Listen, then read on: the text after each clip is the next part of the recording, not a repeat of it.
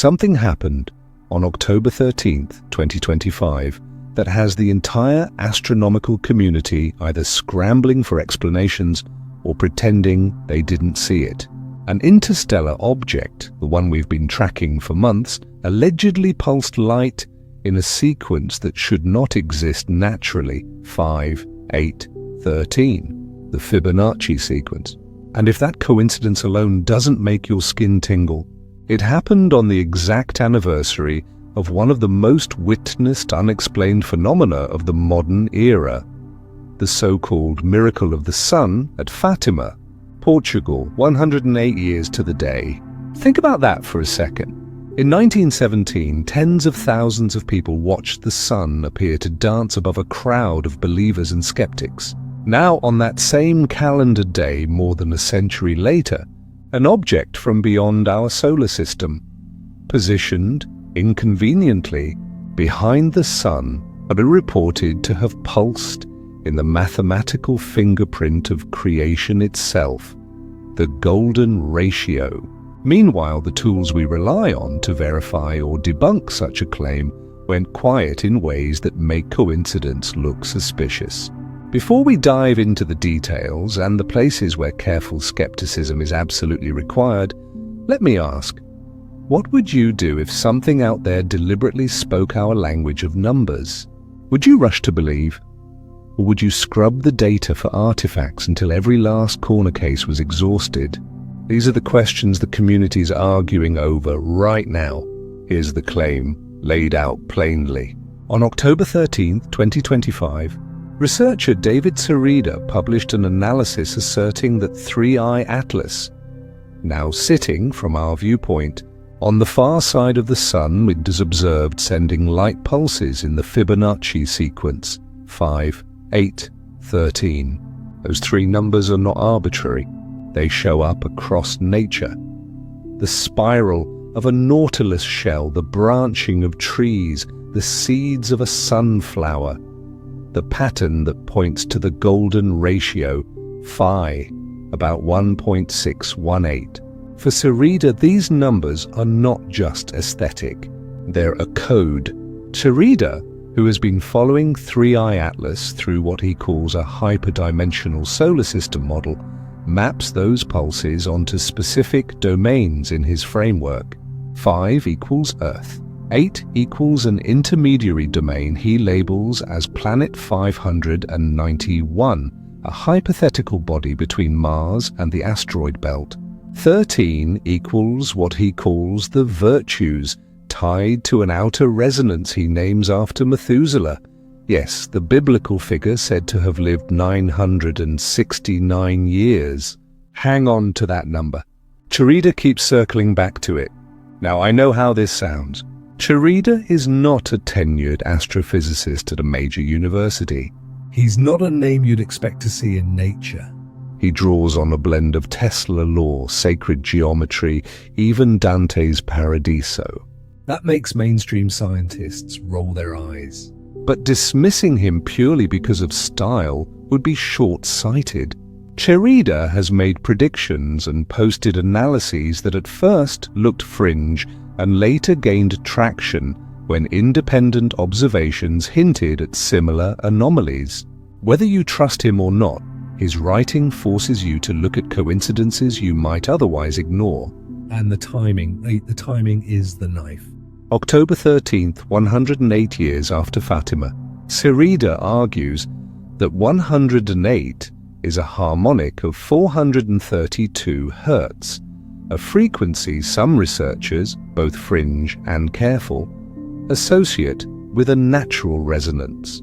108 doubled to 216, doubled again to 432. These numbers echo through ancient architecture, musical tuning debates, and spiritual traditions. Do they mean anything cosmic? Maybe, or maybe humans just love certain ratios. But the coincidence stacked on top of the alleged signal is what makes people stop and take inventory. This is where the official instrumentation becomes part of the story. On the same day, Sarida made his post, NASA's Solar Dynamics Observatory went offline for maintenance. The SDO is one of our frontline instruments for watching the sun and anything skimming near it. If an object behind the sun pulsed in an unusual way, the SDO is the tool that should have seen it. And it went dark. Not long after that, the best high-resolution camera in Mars orbit, the high-resolution imaging science experiment aboard the Mars Reconnaissance Orbiter, what most people call HiRISE, was listed as offline since the 1st of October. HiRISE can resolve features down to roughly 30 kilometers per pixel at the distance involved in the Mars flyby. That resolution could reveal structural anomalies, surface features, hints that an object is more than a weathered chunk of ice and rock. The official line, one of the camera's electronics units had been failing and the shutdown was necessary for repairs. Plausible, painfully convenient timing, that too. And there's a political layer stacked on top of the observatory failures. On October 1st, the United States government entered a shutdown. Over 15,000 NASA employees were furloughed. 2 days after that, 3IATLAS made its closest approach to Mars, about 29 million kilometers, an ideal window for imaging and spectroscopy. But as of mid-October, no processed HiRISE images have been released. No detailed spectroscopic data from the Mars assets. NASA's official public posture has been bland, probably just a comet. Meanwhile, the European Space Agency released a handful of images from Mars Express and the ExoMars Trace Gas Orbiter, showing only a faint white dot. Nothing close to the high-resolution data observers were promised. So when Carida posts about Fibonacci pulses on Fatima's anniversary, the immediate question isn't only, is this true? It's also, is this a leak? Carida suggests it might be. He wonders whether information is slipping out through unconventional channels to avoid direct attribution. He points to prior leaks that were initially mocked, only to be quietly validated weeks later by official sources. That pattern, rumor, dismissal, quiet confirmation, breeds plausible deniability. The insiders who leak information remain anonymous or unpunished. The public is left with a jigsaw puzzle where half the pieces are labeled fiction and the other half classified. Let's unpack what Carida claims the three numbers mean in his model. His hyperdimensional system, co-developed with his late partner, maps 9 hidden planets or resonances onto ancient cosmological schemes, Dante's 9 celestial spheres being the poetic example. Carida starts with an interior orbital period he calls 591 Earth days, then divides by phi repeatedly. The result, he says, lines up with Earth's year, Mars, Venus, Mercury, the outer planets. Numbers that, to him, look eerily like matches rather than random coincidences. For instance, Earth's sidereal year of roughly 365.256 days emerges when he divides 591 by 5. Again, it's possible to carve patterns from numbers if you try hard enough. But the match density Carida points to makes some observers pause. There's a more sensational layer. Carida and others point out that 3IATLAS's rotation period was measured at about 16.16 hours, which converts to 969.6 minutes. Methuselah's 969 years again. Coincidence? Cherry picking. Numerology? Maybe. But when you see repeated returns to the same numbers, 108, 969, 432, the pattern starts to feel less like random noise and more like either deliberate encoding or the human brain modernizing ancient patterns into new meaning. Skeptics will say, with good reason, that you can make any numbers mean anything if you search long enough. And that's an essential guardrail. Extraordinary claims require extraordinary evidence. But the uncomfortable counterweight to that argument is this. If someone wanted to hide something, What better way than to time maintenance and failures to coincide with the moment the object is in the perfect geometry to act without being seen? If you're trying to mask or control the narrative, orchestrating instrument downtime and exploiting bureaucratic chaos is an effective play. Some mainstream scientists who are careful about wording have still raised eyebrows. Dr. Avil, a Harvard astrophysicist, who has occasionally voiced openness to the extraterrestrial hypothesis and has pointed to several anomalies in 3IATLAS that strain natural explanations. Nickel-rich, iron-poor emissions. A tale that sometimes points toward the sun rather than away from it. Mass calculations implying an object far denser than its brightness would suggest. He ranks the object about a 6 on a proposed 0 to 10 scale, where 0 means definitely natural and 10 means definitely technological. A 6 is not a declaration of aliens. It's a call to pay attention. The Fatima connection pushes this into emotionally fraught territory. On October 13, 1917, between 60,000 and 100,000 people gathered at Kova da Iria. The shepherd children who predicted a miracle had said the date in advance. Witnesses described the sun changing color, spinning, even plunging toward the earth, then returning to normal. Clothing that had been soaked by rain suddenly dried. Explanations range from mass psychology, optical atmospheric effects, to a phenomenon we don't fully understand. None satisfy everyone. So, when an interstellar visitor pulses Fibonacci numbers on the same date more than a century later, and our primary solar and high-resolution imaging tools are offline, you end up with a narrative that reads like a thriller. Dante is dragged into the conversation too.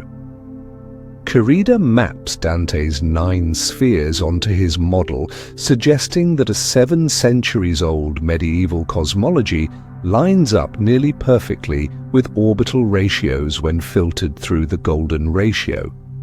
That's the sort of thing that makes historians grin and astronomers frown.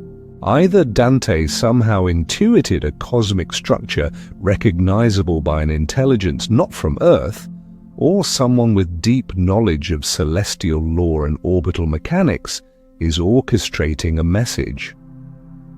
The thing that makes this all maddeningly difficult to evaluate is that for now, we are literally blind to the object's current behavior.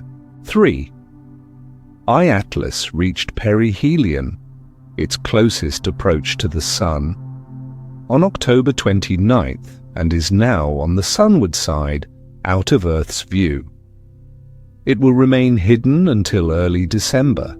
The European spacecraft Juno-class mission, scheduled to observe it in November, will take data but cannot downlink the high-bandwidth results until February because its antenna is being used as thermal protection. So the data exists, perhaps, but it's effectively inaccessible. That gap leaves speculation to expand into the spaces where data might have been. Forums and communities have exploded. A subreddit that barely existed a few months ago is now an active hub of observations, theories, and alleged leaks. Much of it is noise, wishful thinking, conspiratorial leaps. But intermingled are seasoned observers and amateur astronomers who spot discrepancies in release timelines and data omissions. One user compiled a timeline of official statements versus actual data releases and found a pattern. When anomalies are independently reported, public reassurances follow without the detailed data needed to corroborate them. So where does that leave us? With a dozen oddities stacking up and questions multiplying. Did 3IATLAS really pulse Fibonacci numbers on October 13? If so, how was that recorded and by whom? If not, who fabricated the claim and why? Choose that specific symbolism? Is someone running a test of detection and public reaction? Is this an information operation? or the first whisper of contact in a pattern designed to bypass scientific gatekeepers and speak straight to humanity's sense of meaning? We do not have the answers. What we do have is a window of time in which an object sits hidden behind the sun, a handful of instruments that went offline at suspicious moments, and a trail of numerical coincidences that some interpret as intentional language. That combination is why, whether you are a skeptical scientist or an open-minded watcher of the skies, you should be paying attention. Because whatever this is, a natural oddity, a hoax, or something else entirely, it is unfolding in a part of the solar system where for the next several weeks we cannot watch it. If you're still with me, lean in, because this is where the geometry gets dangerous and the timelines get tight. The object's position behind the sun is not just inconvenient, it's a window with perfect cover. Think of orbital mechanics like a stage light trick. When you stand directly behind the brightest lamp, everyone watching from the front can't see what your hands are doing. That's exactly the situation 3IATLAS finds itself in, and the reason people who worry about intent call this a perihelion blackout. Perihelion is the point in an object's orbit where it comes closest to the sun. It's also where orbital velocities peak, where gravity is dragging you fastest, and where a well-timed burn, if you had engines, gives you far more bang for your fuel than the same burn anywhere else. It's the most efficient place to change your energy state. For a spacecraft wanting to slip in and become a resident instead of a visitor, perihelion is the magic moment. Fire your engines there, and you can drop from a one-way interstellar path into a bound solar orbit with far less propellant than you'd need elsewhere. Do that on the far side of the sun, and whoever you're observing can't see the plume, or the exhaust, or the flash. By the time you swing back into view, you're not an interstellar flyby anymore. You're an intruder who learned how to stay. The mathematics of this is cold and hard. You get a multiplier because the kinetic energy at perihelion adds to the effect of your burn.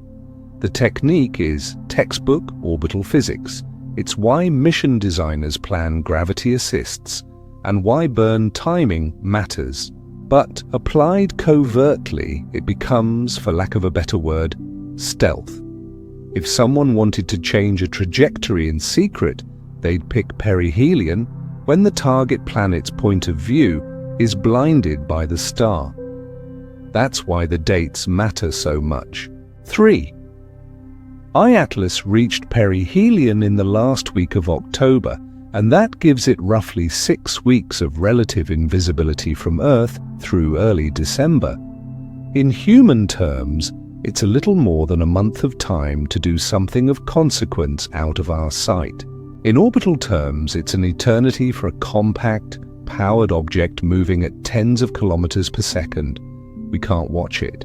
We can only model where it should be, and we can only wait for instruments that are either unavailable or slow to return their data.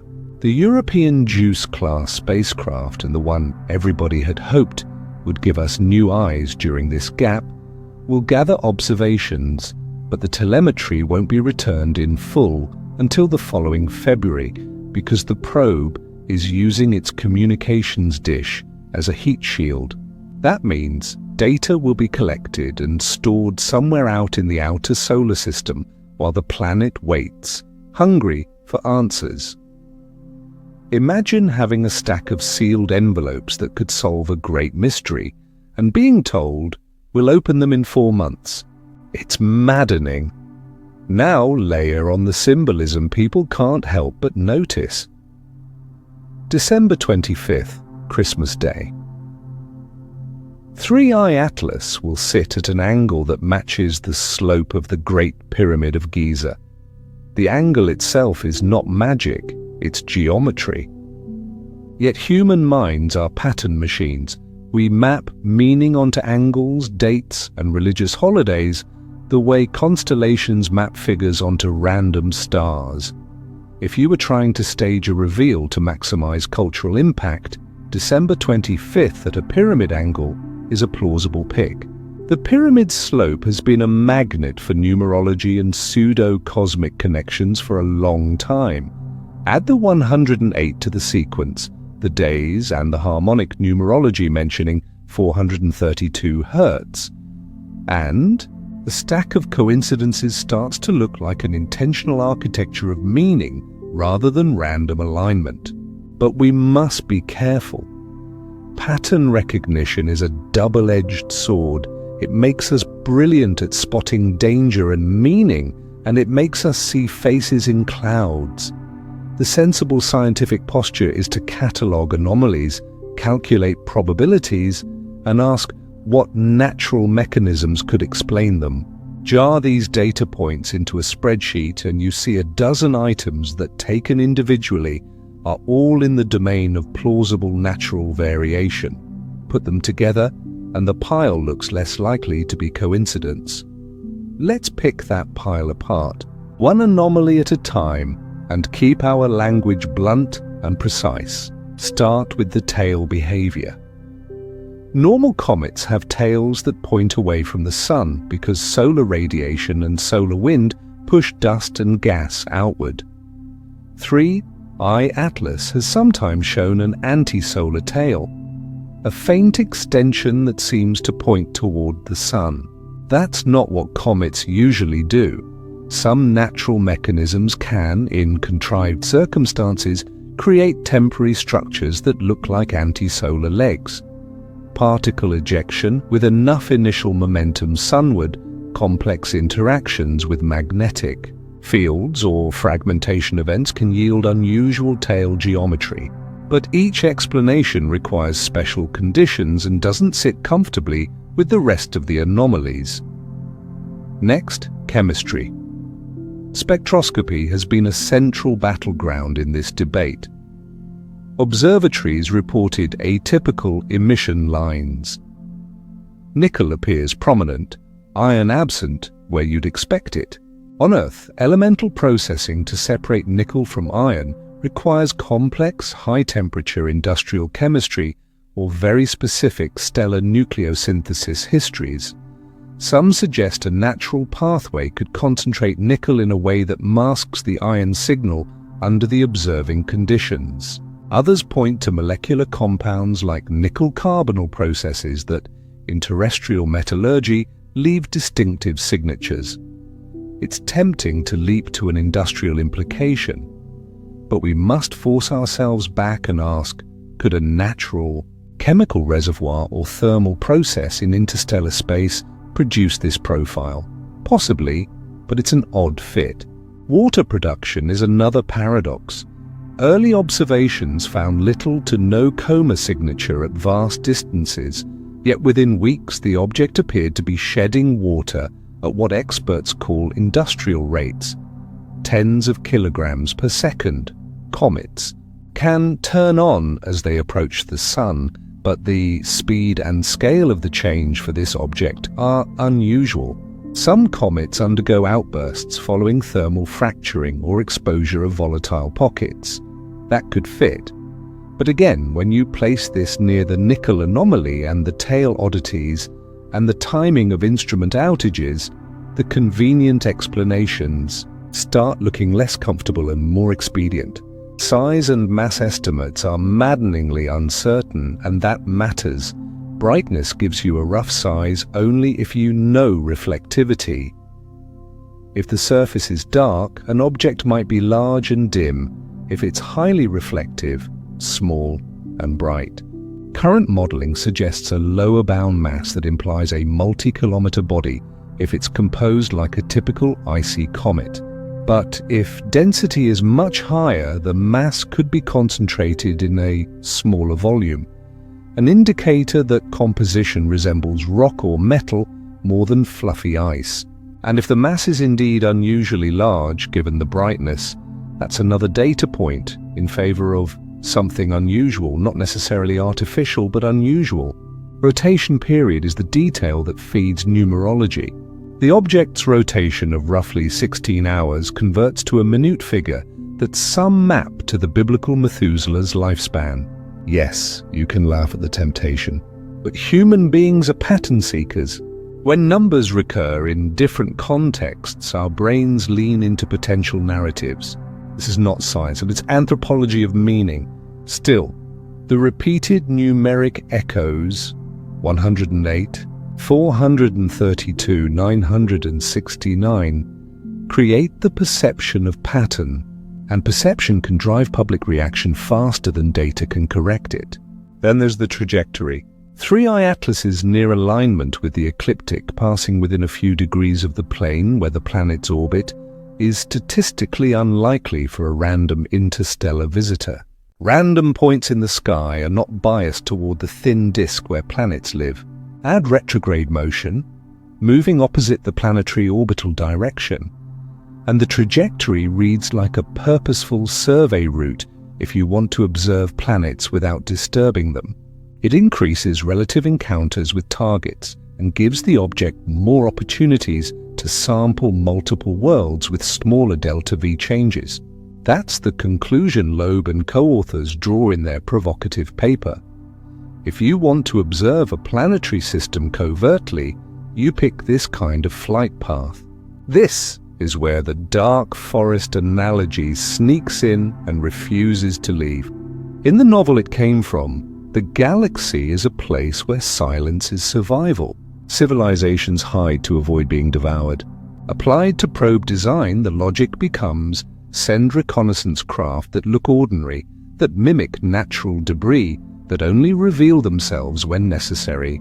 If you accept that premise for even a moment, then the combination of a low inclination, retrograde orbit, perihelion burn behind the star, symbolic timing, and odd chemistry starts to look like a possible reconnaissance profile. Not proof, only possible.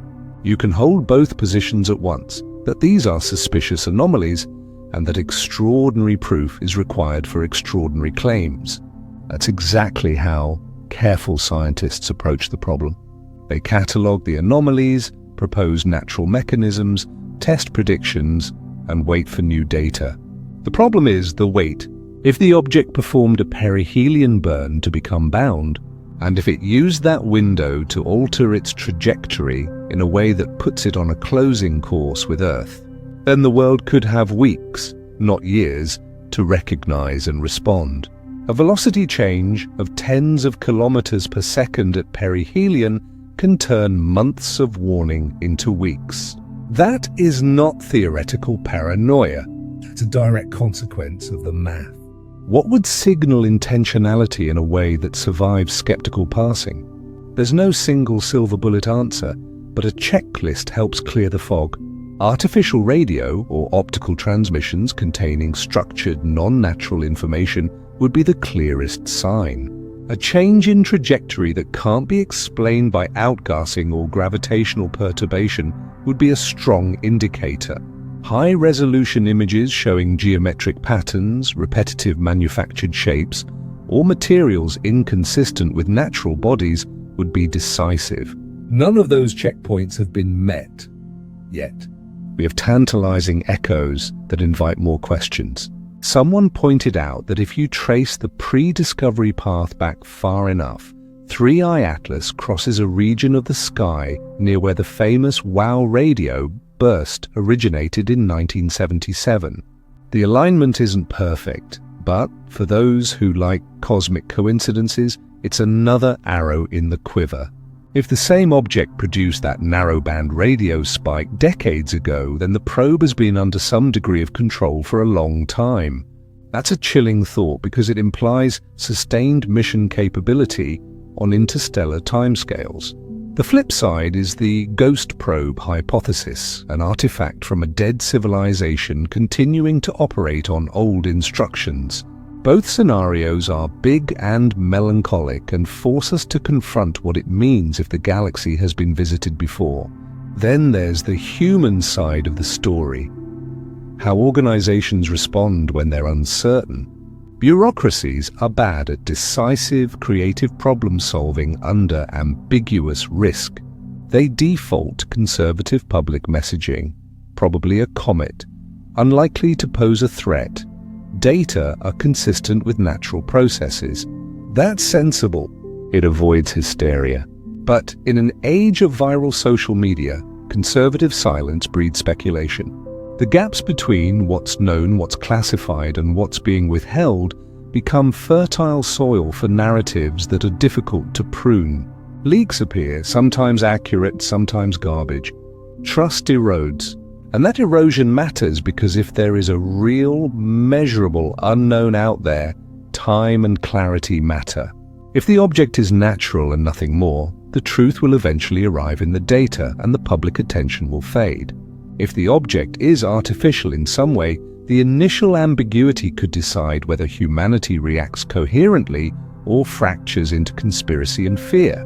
The stakes, if you accept the possibility of intentionality, are not just scientific. They're social and political. What can be done in the meantime? For one, the amateur community is doing what it always does best, triangulating the sky with eyes and instruments outside the shackles of big organizations. Amateurs have found faint smudges in raw rover imagery from Mars and have reprocessed ground-based data, looking for features official releases did not prioritize. This grassroots scrutiny is crucial. Open data helps. When anyone can access raw images, independent pipelines can test official claims. The other parish is the policymakers and the military. Once a subject crosses into a national security conversation, the kinds of assets involved in the decision chain becomes murkier. That may explain why some information stays under wraps. For now, science waits. The object will re-emerge from the sun's glare in early December. Telescopes worldwide will scan. Amateur and professional networks will attempt to pin down changes in brightness, track the trajectory, and obtain spectroscopy. If there are visible structural anomalies, if the object's motion deviates from a ballistic model, we will see it in real time with hundreds of independent observers. That moment, emergence, will test whether the established institutions can keep pace with the crowd and with the evidence. Until then, the argument lives in probabilities and in the spaces between. Is 3IATLAS an extraordinarily unusual natural object, a cosmic oddity assembled by cold physics in a distant system? Is it a hoax or an information operation designed to manipulate and probe public reaction? Is it a probe conducting surveillance in accordance with a dark forest logic? Or is it something else? A silent relic of a civilization long gone, a ghost probe carrying a cultural language we don't yet pass.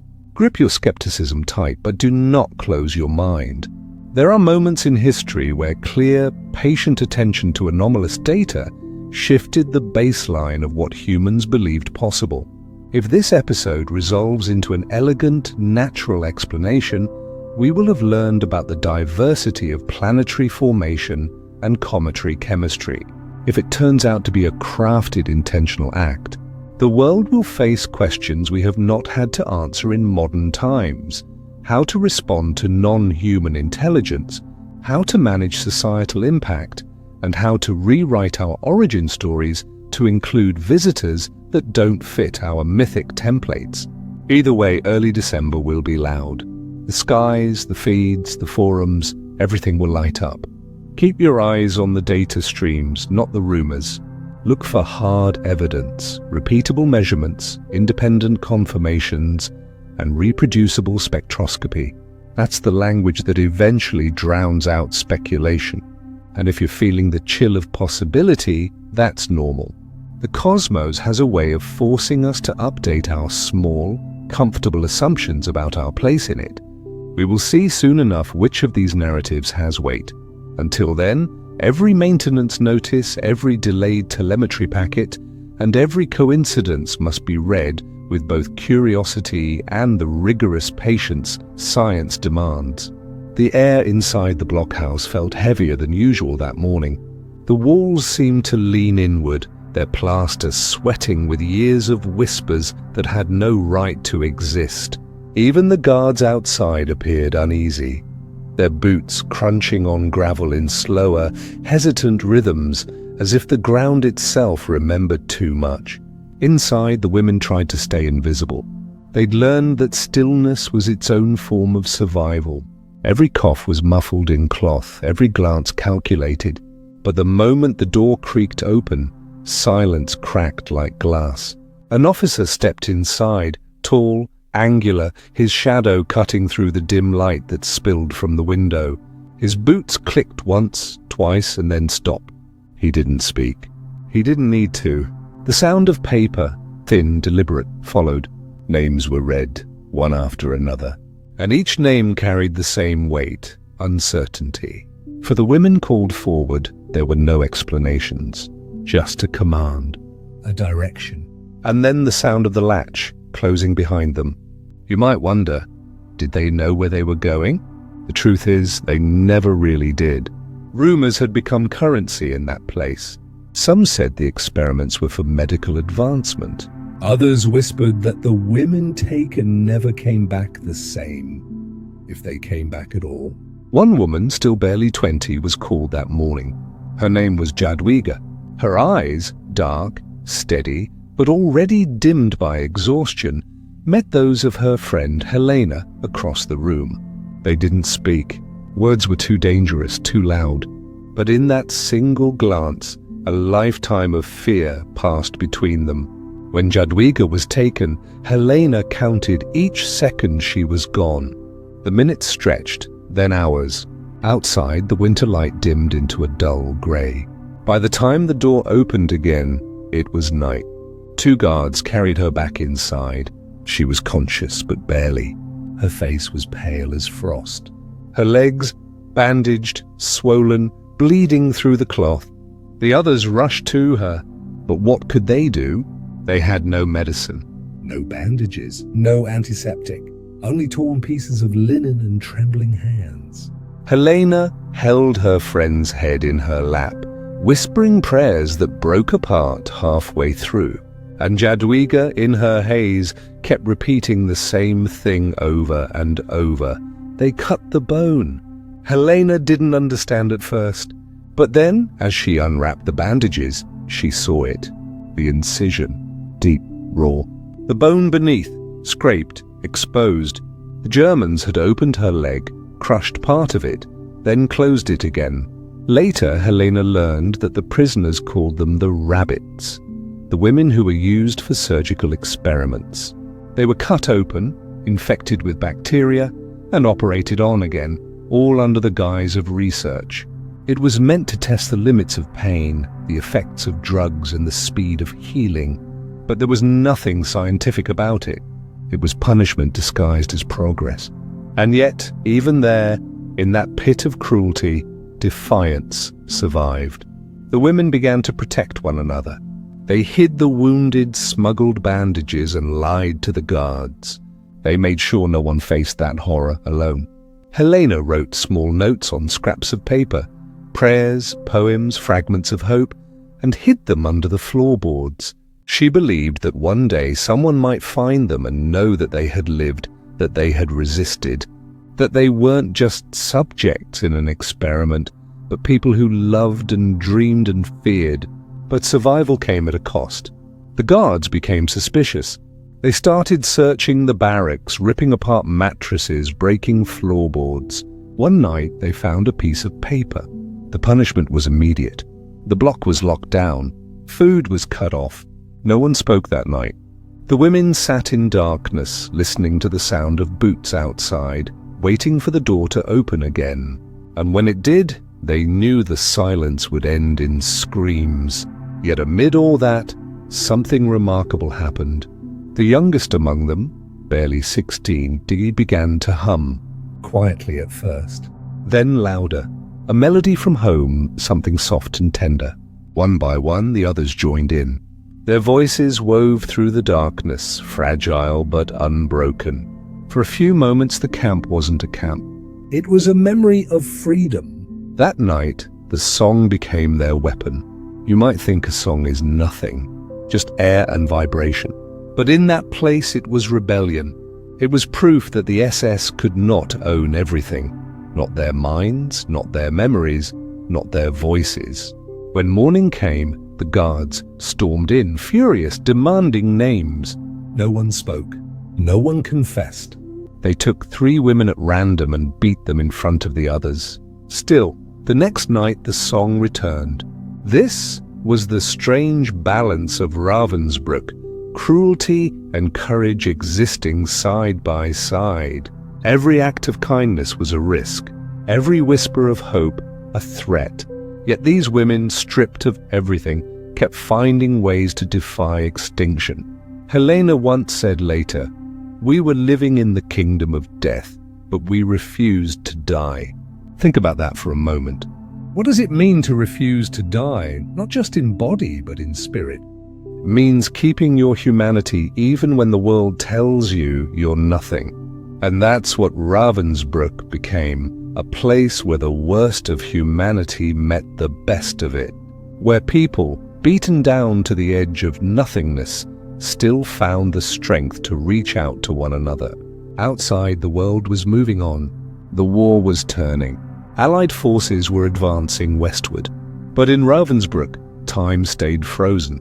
Each day bled into the next, marked only by the changing color of the sky and the dwindling number of faces in the barrack. By early 1945, the camp was overcrowded beyond reason. Tens of thousands of prisoners, women from more than 30 countries, were packed into the blocks. Diseases spread like wildfire. Hunger hollowed them out. And yet somehow they kept surviving, one breath at a time. Helena's leg had been injured too by then, a result of a beating, but she refused to stop helping others. Every morning she would still whisper a prayer, still share her bread crust with someone weaker, still comfort the new arrivals who cried themselves to sleep. She would say, "If we stop caring, they win." And those words, small, quiet, almost invisible, became a lifeline. What's incredible is that even the guards couldn't fully extinguish this spark. Some, younger or less hardened, began to waver. One secretly left extra bread behind a crate. Another delayed a roll call, giving the women time to hide a sick friend. These small cracks in the armor of cruelty were signs, faint but real, that the world outside wasn't completely lost. But as the front lines drew closer, fear consumed the camp. Orders came from Berlin. They were to evacuate the prisoners. Everyone knew what that meant.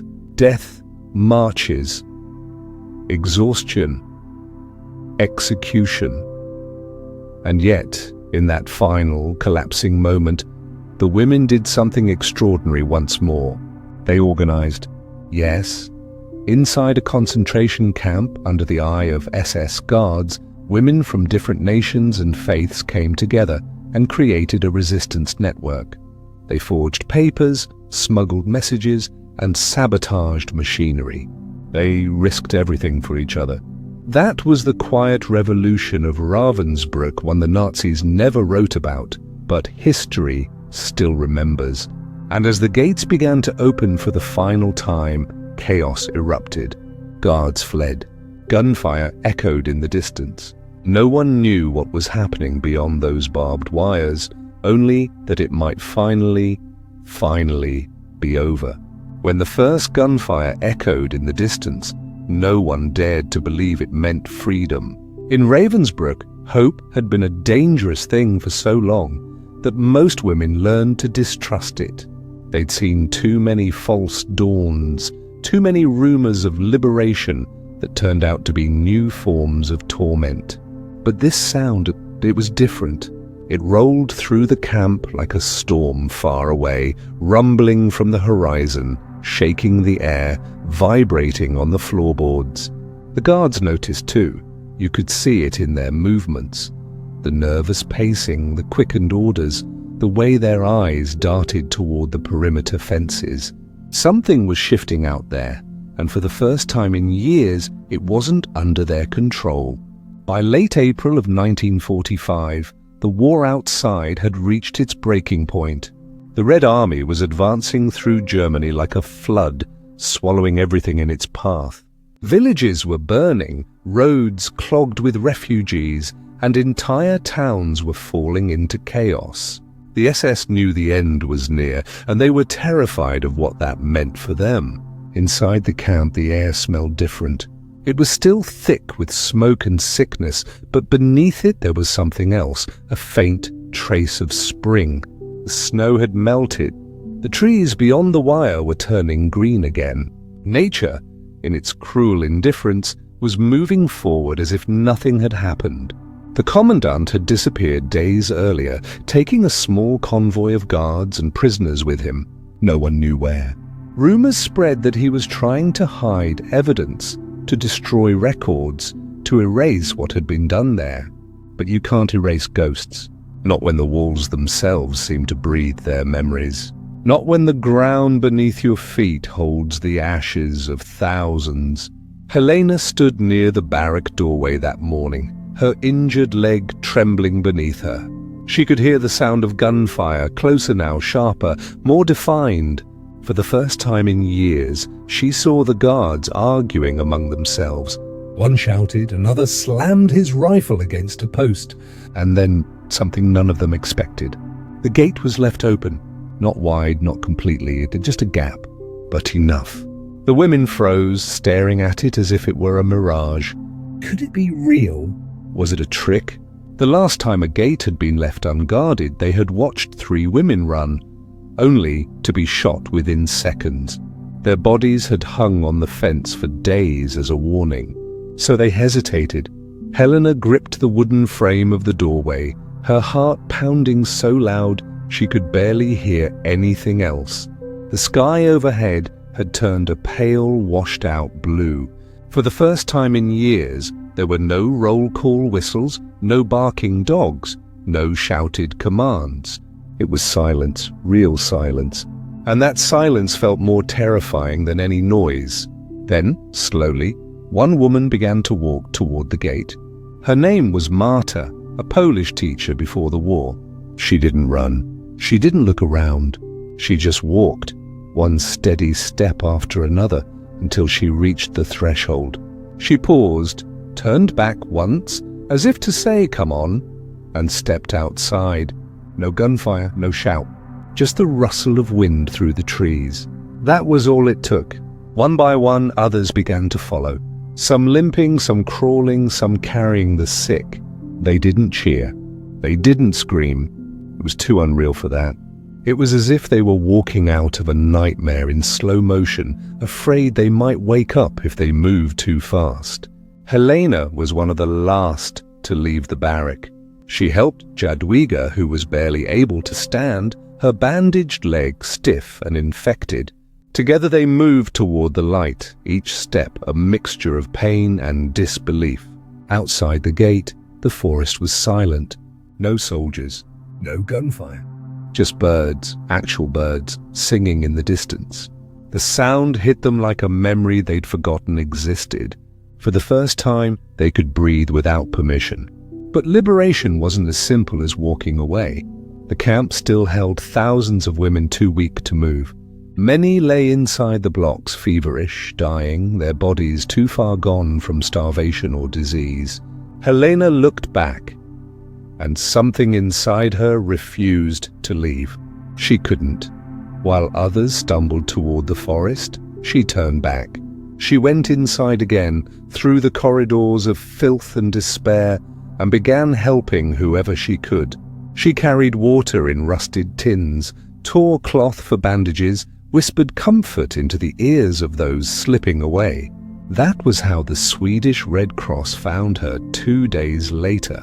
Their white trucks marked with red crosses rolled through the gates on the morning of April 30th. By then, most of the SS had fled. The camp was a skeleton, a world of dying people and open doors. When the rescuers stepped inside, they were struck silent. Nothing in their training could have prepared them for what they saw. Rows upon rows of women, gaunt, hollow-eyed, their clothes hanging like rags. The smell of decay clung to everything. But beneath it there was also life. Fragile, flickering, refusing to go out. Helena was among those brought to safety first. She was delirious with fever, but still conscious enough to tell the rescuers about the rabbits, the experiments, the executions. She made them promise that none of it would be forgotten. "Write it down," she told them, her voice barely a whisper. "All of it. Don't let them erase us." And they did. Within days, the world began to learn the name Ravensbrück. Reports spread across Europe of the camp for women. Journalists described the barracks, the gas chambers, the surgical tables. For many, it was the first time they realized that women too had been victims of these horrors on such a scale. But for the survivors, freedom was not the end. It was the beginning of another kind of struggle, to live again. Imagine that.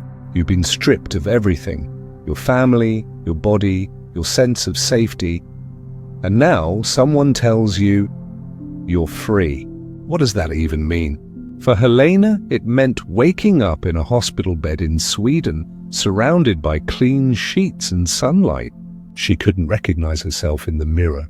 Her hair had gone grey. Her body was barely more than bones. And yet, for the first time in years, she was warm. The nurses brought her broth, bread, and clean water. She cried when she touched the bread. Not because of hunger, but because it was soft. Because it didn't come from a guard's hand. Every survivor had a story like that. Little moments of rediscovery. Learning to sleep without fear. Learning to speak without whispering. Learning to look at the sky without flinching. But trauma doesn't vanish just because the gates open. It lingers in the smallest gestures. The way a spoon scrapes a bowl, the creak of a door, the smell of smoke. For many women, Ravensbrück never truly ended. It lived inside them, quiet but relentless. Helena kept her promise, though. She began to write. Every detail she remembered, she put on paper. The names, the faces, the songs they sang, the courage that kept them alive. She wrote not to relive the pain, but to make sure the world would never forget it. And thanks to her and others like her, we remember today. Yet what's often forgotten is what came after the war. How many of these women returned home to find nothing left? Families are gone. Homes destroyed. Countries changed. Some were even accused of collaboration simply because they'd survived when others hadn't. Survival in that world became its own burden. Still, the Ravensbrück women refused to be silent. They testified. They built memorials. They gathered every year, lighting candles and speaking the names of those who didn't make it out. Their voices trembled, but they never stopped speaking. Helena once said, years later, "We were not saved to be silent." And that's the truth of it, isn't it? Memory itself became their act of rebellion. Each time they told their story, they were defying the purpose of the camp, because Ravensbrück wasn't just built to kill, it was built to erase. And yet, here we are, still speaking their names. Think about that for a second. 70, 80 years later, the women who were meant to disappear have become symbols of courage that history can't bury. That's what survival really means. Not just living, but leaving behind something that outlives the horror. And so, even as the ruins of Ravensbrück crumble into the soil, even as the walls fade beneath moss and time, their voices linger, whispering through the trees, through the silence, through history itself. We were here. In the weeks that followed liberation, the world struggled to understand what it had just uncovered. The concentration camps were no longer rumors whispered among refugees. They were real, tangible, undeniable. But Ravensbrück stood apart. It wasn't Auschwitz. It wasn't Buchenwald. It was different. A camp built entirely for women hidden deep in the pines north of Berlin. For years, few outside had even heard its name. Now, as investigators and journalists entered its grounds, they saw what remained: the barracks, the gallows, the crematorium, the piles of children's shoes. The silence was almost unbearable. The The Swedish Red Cross sent reports to London. The British and Soviets took photographs. Yet even with the evidence right in front of them, the full horror was hard to comprehend. The victims were mostly women, not soldiers, not combatants, but teachers, students, mothers, nurses, secretaries. The normality of it made it all the more horrifying. Helena, recovering slowly in Sweden, was one of the first survivors to give a written testimony. Her hand still trembled from weakness as she described the rabbits, the experiments, the mass executions. She didn't write to seek pity. She wrote because she feared the world would move on too quickly, that people would call it exaggeration or propaganda. And she wasn't wrong. By late 1945, as war crime trials began in Nuremberg, the focus of the world shifted to the major camps. Auschwitz, Treblinka, Dachau. Ravensbrück was barely mentioned. It was as if, once again, women's suffering was being quietly placed in the background. But the survivors refused to let that happen. A Polish doctor named Wanda Poltawska, one of the rabbits who had been operated on, began gathering testimonies from other women. They wrote letters, shared medical documents, even smuggled out x-rays that showed shattered bones and metal pins left in their legs. They demanded recognition, not for revenge, but for truth. In the winter of 1946, the first Ravensbrück trial began in Hamburg. It wasn't held in the grand courtroom of Nuremberg, but in a modest hall converted for the occasion. There were 21 defendants, former guards, wardresses, doctors, and SS officers. Among them was the camp's overseer, Fritz Suren, and the female supervisor, Dorothea Binz. Binz, just 26 years old, had been infamous among prisoners. Her cruelty was methodical. Survivors described her as the woman with the whip. She would beat women to death for minor infractions, order executions with a smile, and carry her pistol like an accessory. Yet when she stood in court, she looked small, almost fragile. Her hair neatly tied, her uniform replaced by a plain blouse. A contrast struck everyone in the room. How could someone who looked so ordinary have done such monstrous things? Helena wasn't in court. Her health was still too frail. But she followed every report. She wrote in her diary, "We watched them destroy our bodies. Now we must watch them answer for it." Witnesses took the stand one by one. The testimonies were harrowing. One woman described how Binz had tied a prisoner to a post and left her in the freezing air for 2 days until she froze to death. Another told how the camp doctor Gebhard had performed operations without anesthesia. The courtroom fell silent as survivors rolled up their sleeves and pulled up their skirts to show their scars. You could hear the photographers stop clicking. Even they couldn't keep documenting something that painful. The trials revealed the terrifying ordinariness of evil. The guards weren't monsters from another world. They were young men and women who laughed, gossiped, and then went to work torturing people. Binz claimed she was just following orders. She insisted she had no choice, that she'd been a small part of a large system. The same phrase echoed again and again throughout the post-war years. "I was only following orders." It became the moral wound of the century. But the judges didn't accept it. In the summer of 1947, Dorothea Binz was sentenced to death. She showed no remorse. As she was led to the gallows, one witness said she looked defiant, almost proud. History would remember her as a symbol of female cruelty within the Nazi machine. Proof that evil didn't belong to one gender. Other guards received long sentences or were executed as well. But for the survivors, no verdict could erase what had been done. Justice, in a way, felt hollow. It couldn't bring back the women who never saw liberation. It couldn't heal the wounds that still bled under their skin. Still, Helena believed the trials mattered, not because of punishment, but because they forced the world to look. to confront what had been done in silence.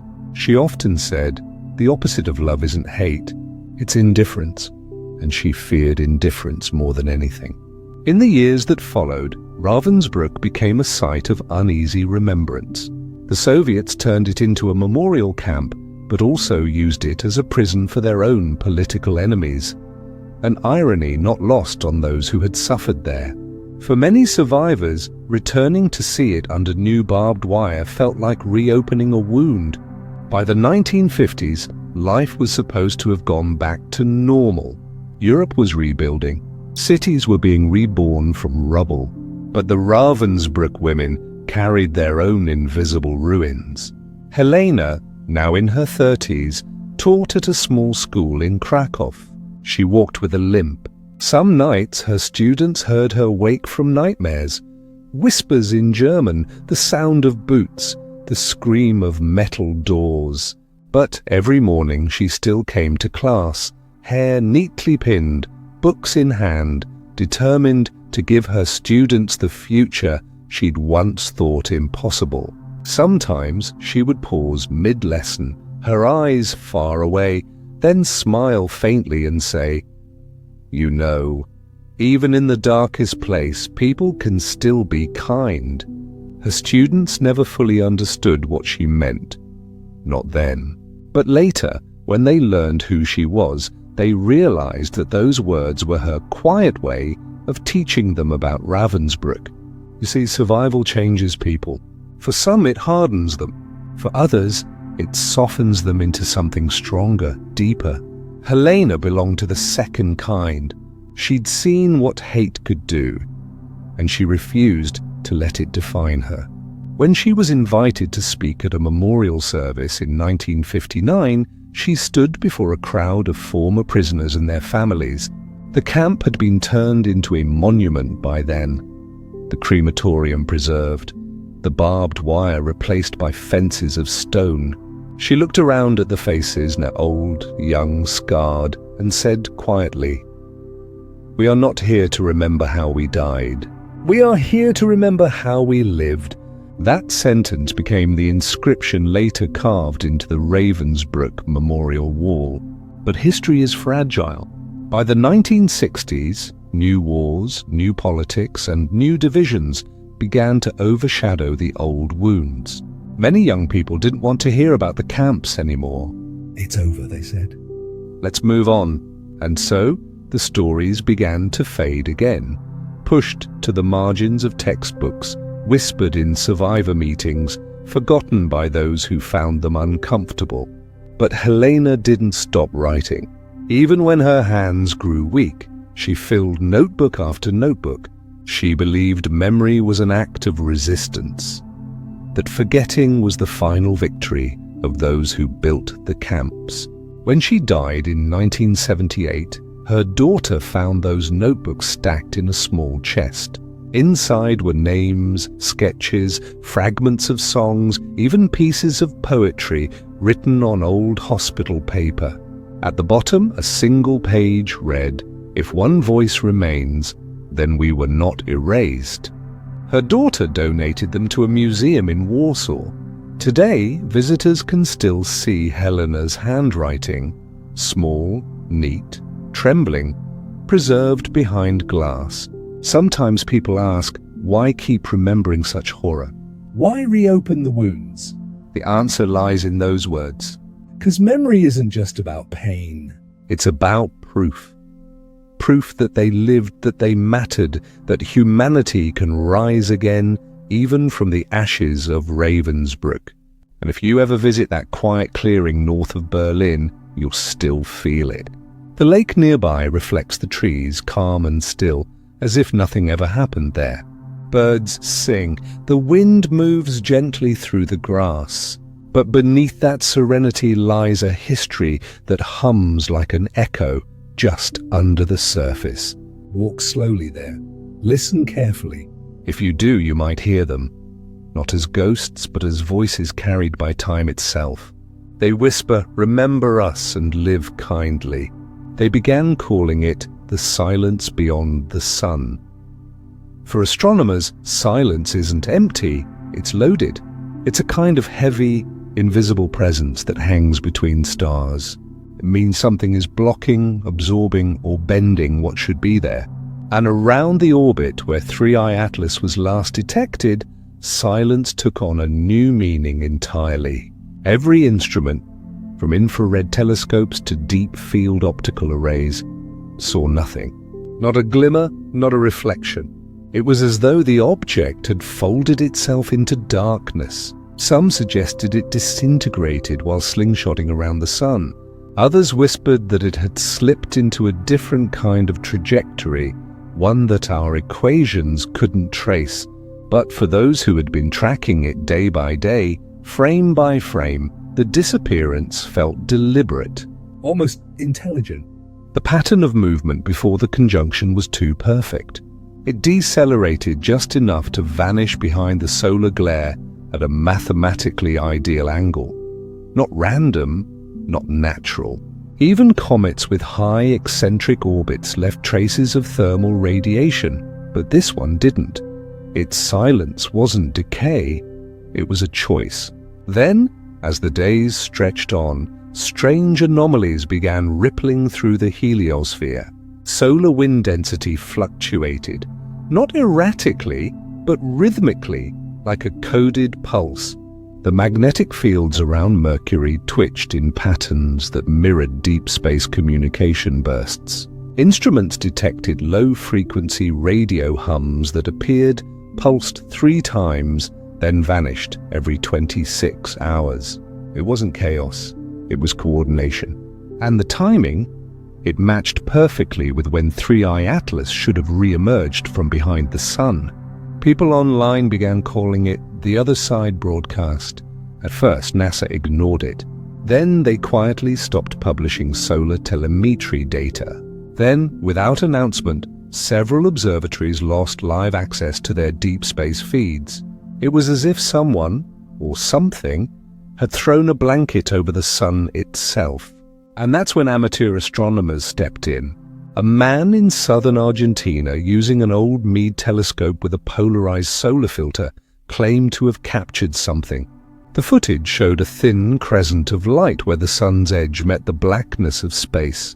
For 2 frames, there was a geometric flicker, not dust, not flare, but symmetry, a repeating triangular shimmer, rotating counter to the solar corona. He uploaded the clip to a forum at 2:43 in the morning. By sunrise, the video was gone. His account? Deleted. His telescope's firmware? Bricked. It sounded like paranoia until a second amateur in Finland posted almost the same thing. And this time, the pattern was clearer. Not a random reflection, but a structure. 3 parallel ridges moving in unison like sails catching a wind that shouldn't exist. The timestamp aligned almost perfectly with the predicted return arc of 3IATLAS. It wasn't disintegrating. It was a transformation. The object hadn't burned away. It had unfolded. Across Europe and South America, observatories began quietly recording faint bursts of polarized light, aligned with deep space microwave echoes that didn't match any known satellite. The signal was faint, but the data was undeniable. Something behind the sun was reflecting, communicating, and adapting to our observation attempts. And deep inside a research station in the Atacama Desert, a group of radio astronomers noticed something stranger. Hidden within the static, within the hums and bursts, was a sequence, 3 tones, 3 pauses, repeating in intervals of exactly 4 minutes and 19 seconds. The pattern matched no natural pulsar or magnetar signature, but when processed through a spectrographic filter, it translated into a frequency range identical to human neural resonance. The same frequency range where our brains dream. Now imagine that. Something hiding behind the sun, sending signals tuned not to machines but to us. The team that discovered it didn't announce their finding. They didn't even publish it. Within 48 hours, their access to the network was severed. Their base's power flickered off.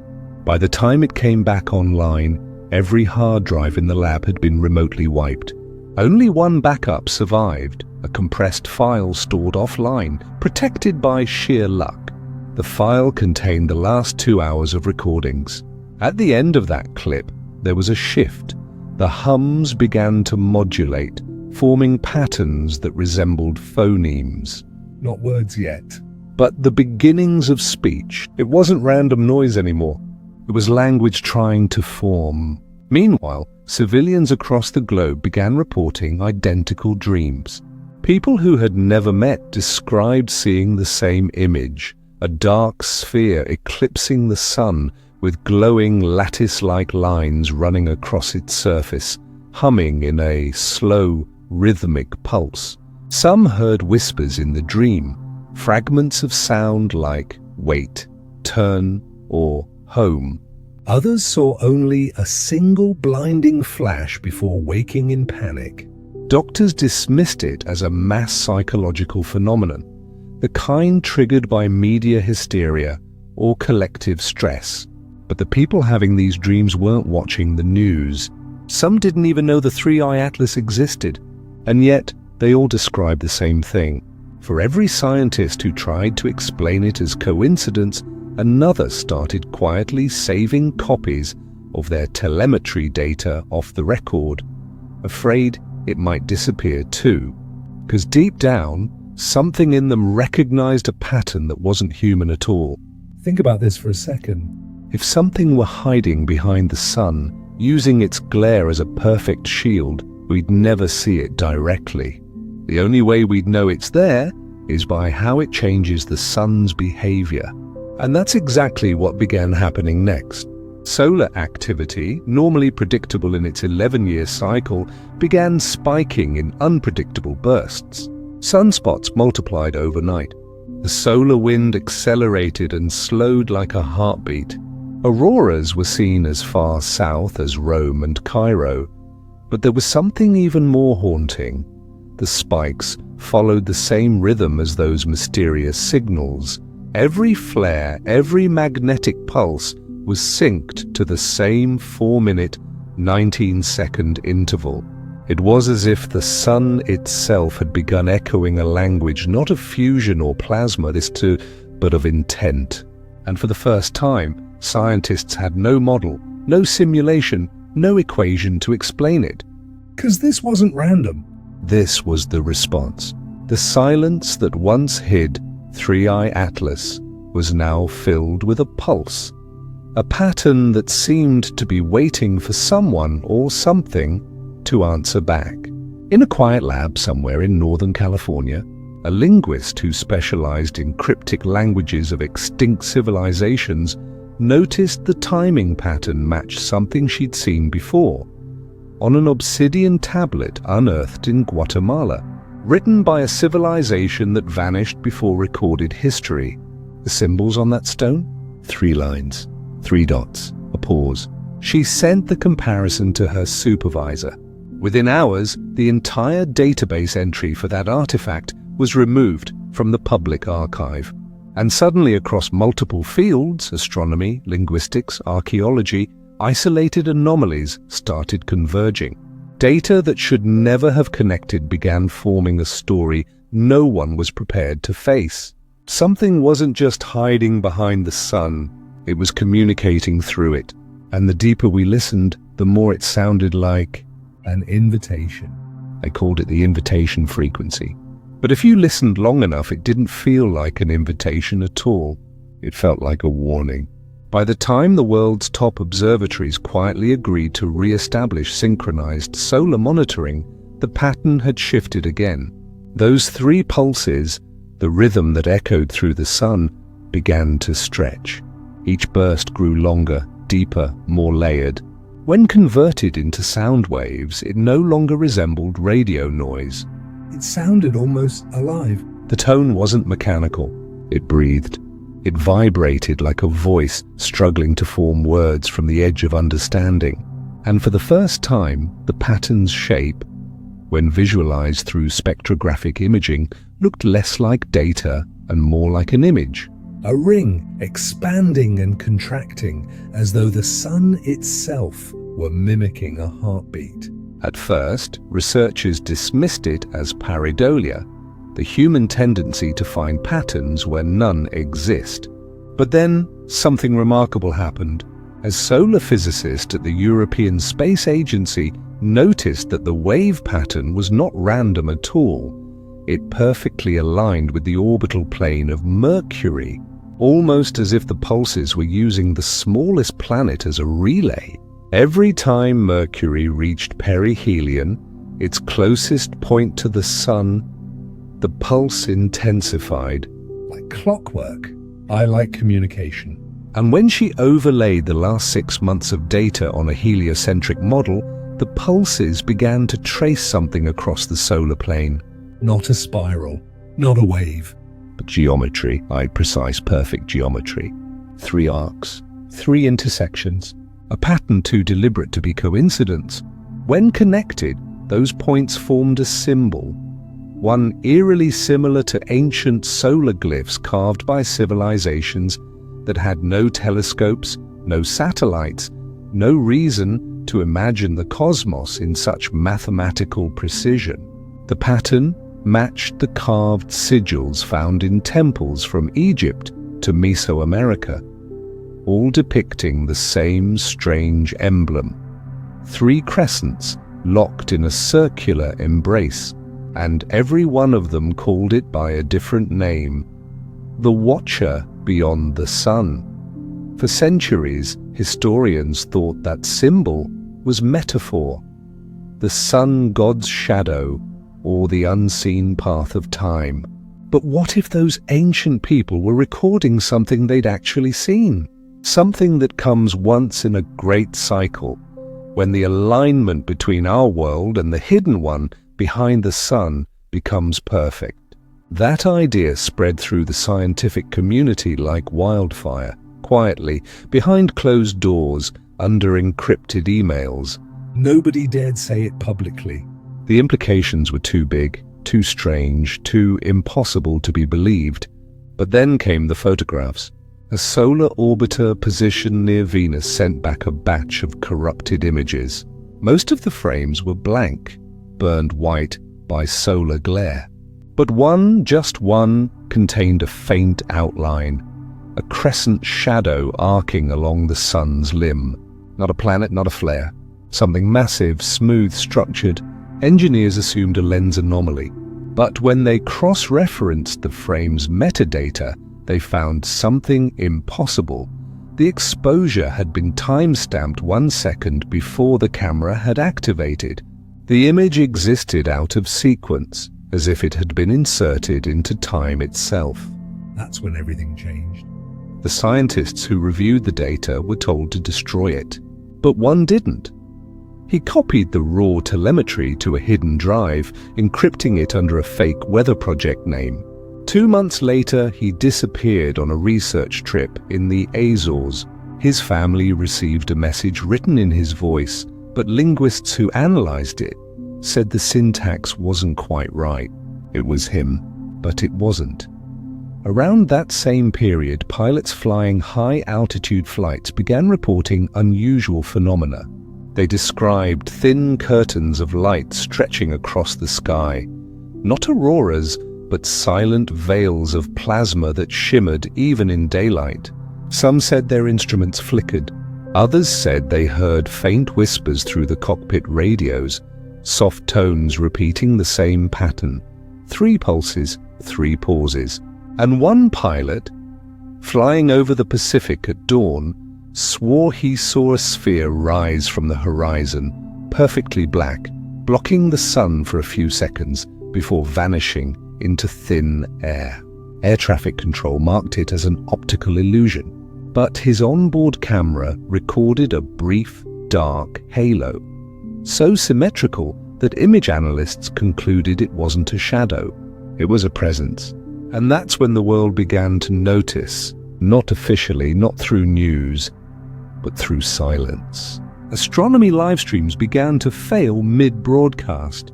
Satellite solar feeds went down one after another. Amateur telescope communities found their sun tracking apps offline, updates pending indefinitely. It was as if the sky itself had been classified, and in that vacuum of information, conspiracy bloomed. Some claimed a civilization was emerging from behind the sun, a species older than light itself. Others believed it was a machine intelligence, seeded billions of years ago, designed to awaken when humanity reached a certain level of awareness. But amidst the noise there was one consistent thread, the rhythm, the pulse, the same 3 beats, echoing through data, dreams, and space. A neuroscientist in Tokyo began studying people who claimed to dream of the black sphere. She placed them in MRI scanners during sleep, hoping to find patterns of imagination. What she found instead chilled her. Every subject's brainwaves synchronized with that same frequency.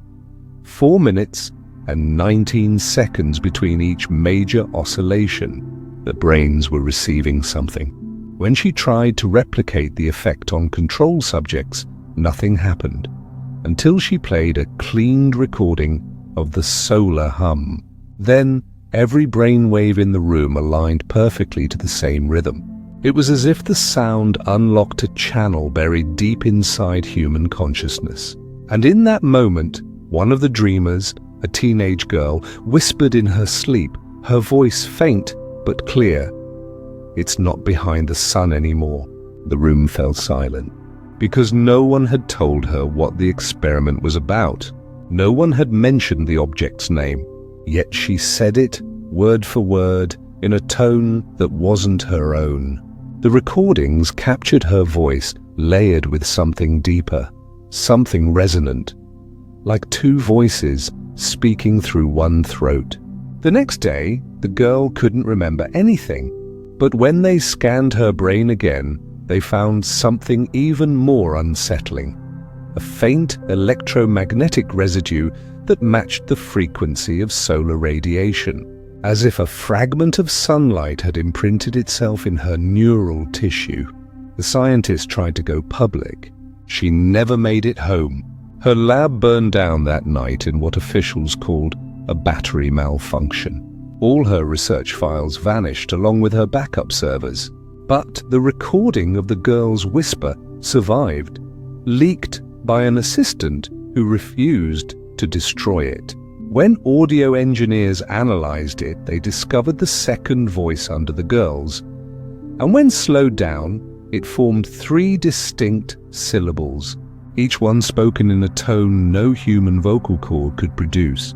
No translation existed.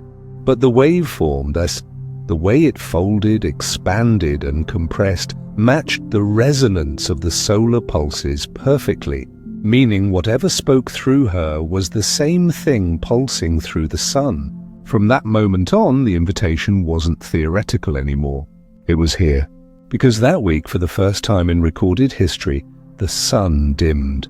Not an eclipse, not a flare shadow, but an actual dimming, a measurable global decrease in luminosity lasting 7 seconds. In those 7 seconds, every satellite went offline. Every compass spun wild. Every radio frequency hummed with that same 3-beat rhythm. And then silence. When the light returned, something in it had changed. Spectrometers showed a new spectral line, a color never before recorded in the solar spectrum. It sat between violet and ultraviolet, beyond visible perception, but not beyond feeling. People reported seeing halos in daylight. Others said sunlight felt heavier, warmer, as though it carried weight. And in that warmth, in that invisible hue, something ancient was whispering again. Not through words, but through resonance. A message that had waited behind the sun for longer than humanity had existed, a message that now had our full attention. When the sun dimmed for those 7 seconds, something shifted in us. Not just in the instruments or the sky, but deep inside the collective pulse of humanity. People felt it without understanding why. Traffic slowed. Conversations stopped mid-sentence. Even the birds went quiet, as though the world itself was holding its breath. And then, when the light returned, it wasn't quite the same. It felt sharper, more conscious, as if it were looking back. At first, the phenomenon was dismissed as an atmospheric glitch, a momentary shift in solar output caused by magnetic flux. But the data told a different story. Across observatories worldwide, readings showed that the sun's output had not dropped uniformly. It had tilted, like a light source reorienting itself toward a single point. At that point, Earth. For the first time in history, the sun's radiation pattern appeared to focus unevenly, directing a fraction of its light toward one side of the planet.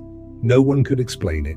Solar radiation doesn't aim. It radiates equally in all directions. But the energy curve was undeniable. The sun had turned its face toward us. And that's when the dreams became something more.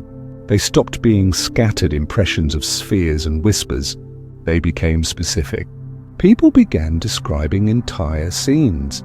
Deserts covered in glass, black monoliths standing in oceans of light, and a sound that wasn't heard through ears but through the bones. Vibrating in the chest like a second heartbeat. Different people, different languages, but the same visions, word for word. Governments began quietly classifying it as a neurological contagion.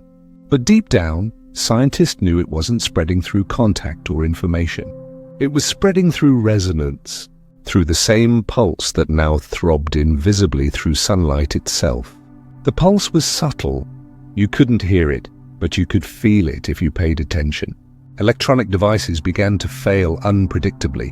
Clocks drifted out of sync.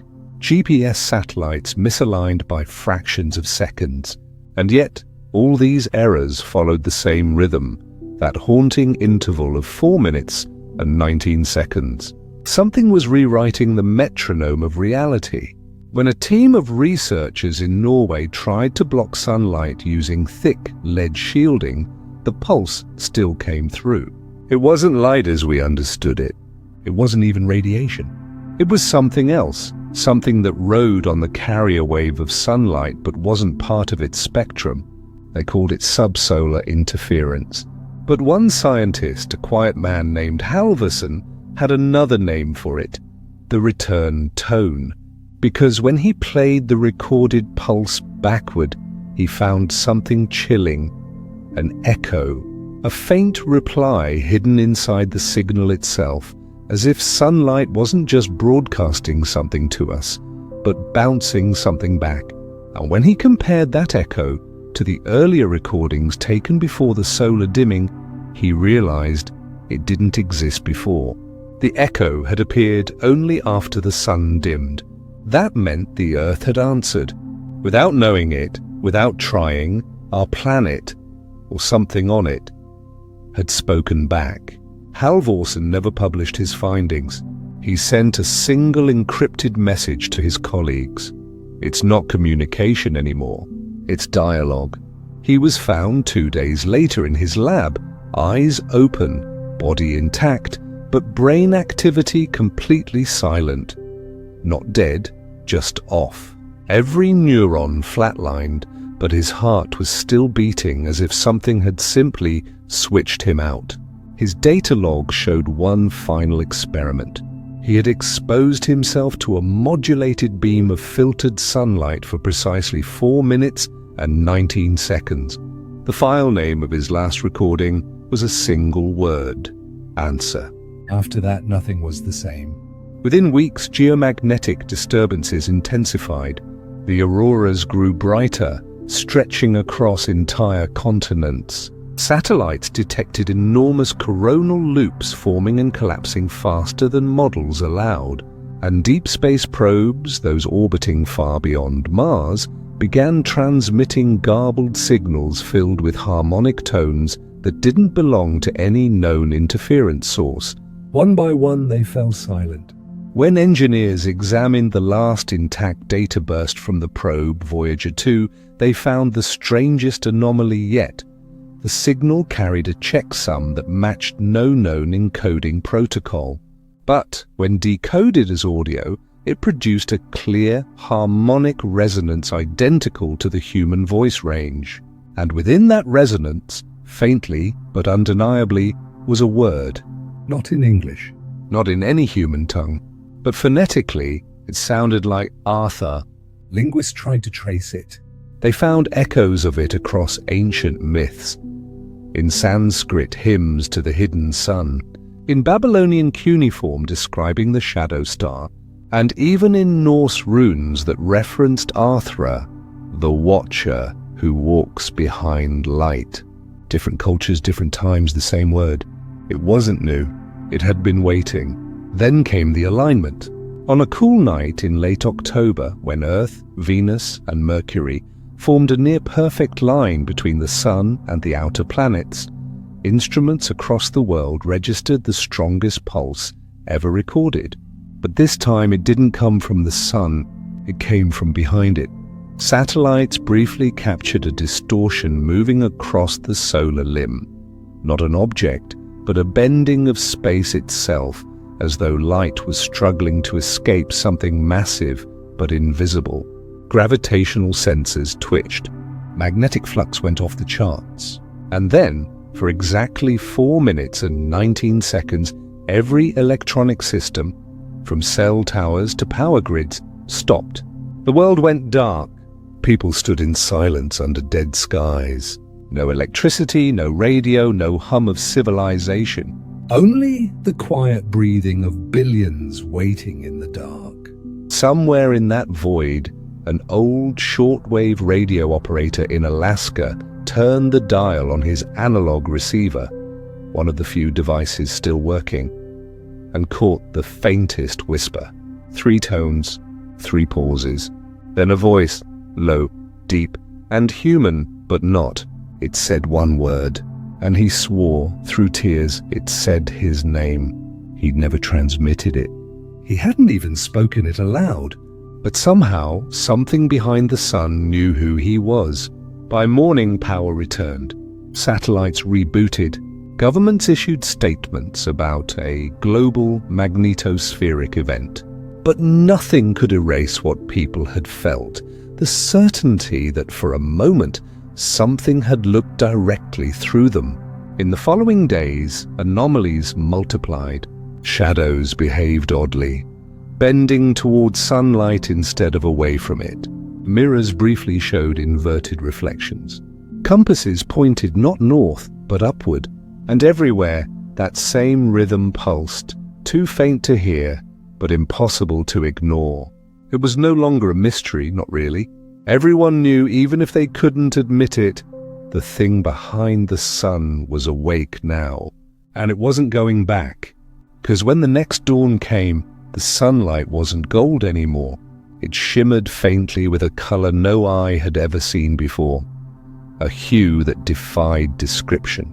Some called it silver blue, others said it was liquid amber, but everyone agreed on one thing. It felt alive. And beneath that living light, the world began to change. Plants grew faster, metal corroded slower. Clocks no longer drifted as though time itself had aligned with something greater. People began hearing faint hums in empty rooms, seeing flickers at the edge of their vision. Something was unfolding, a slow, deliberate synchronization between our world and whatever existed beyond the sun. And humanity, for the first time, wasn't just watching the cosmos. It was being watched back. It started slowly, subtle things most people wouldn't notice. Streetlights flickered in patterns that matched the solar rhythm. Power grids across Europe and Asia reported spikes synchronized not to demand, but to daylight cycles. And everywhere that strange new hue of sunlight touched, technology began behaving in ways no one could explain. Some called it solar resonance interference. Others, more quietly, began calling it the awakening field. It wasn't just that machines reacted, people did too. Those who'd had dreams of the black sphere started waking at exactly the same time each night, 4 minutes and 19 seconds after 2 a.m. No alarms, no cues. They just woke up. Some said they heard a faint hum coming from within their walls, Others swore their reflections blinked half a second late.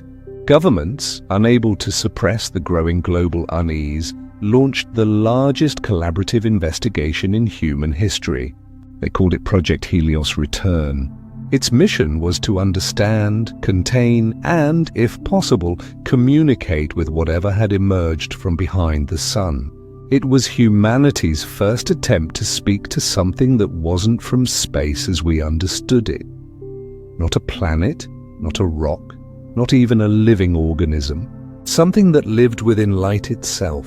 The team built a network of solar relays, floating arrays positioned at high altitude, designed to emit modulated beams into the upper atmosphere, mimicking the pulse pattern. For weeks nothing happened. But then, one morning before dawn, every relay in the network activated on its own. The beams turned inward, not toward the sun, but toward Earth. Each relay emitted a blinding flash, then powered down permanently. When the systems rebooted, they all contained the same data file, a single cryptic image. At first glance it looked like static, but when enhanced, it revealed a landscape, not of space, not of Earth, but something between. A horizon made of pure light, stretching endlessly, and in the center, a shadow. Not a mountain, not a structure, but a shape. Tall, thin, almost human, standing perfectly still against the storm of radiance behind it. The scientists stared in silence. The shadow's outline wasn't random. It was symmetrical, arms, legs, a head. And where the heart would be, a single symbol glowed faintly. 3 crescents interlocked, pulsing in that familiar rhythm. It wasn't a message anymore. It was a mirror. That image spread across the black markets of the dark web within hours. People who saw it began to describe the same physical symptoms, a feeling of weightlessness in their chest, an aching pressure behind their eyes, as though light itself were pressing inward.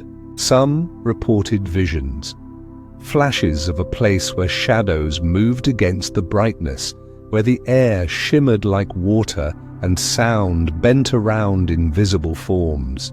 They spoke of an overwhelming presence, neither benevolent nor cruel, but vast, aware. And then came the children. Across different continents, without coordination or exposure, children began drawing the same symbol. 3 crescents, sometimes surrounded by small circles, sometimes hovering above a stick figure bathed in rays.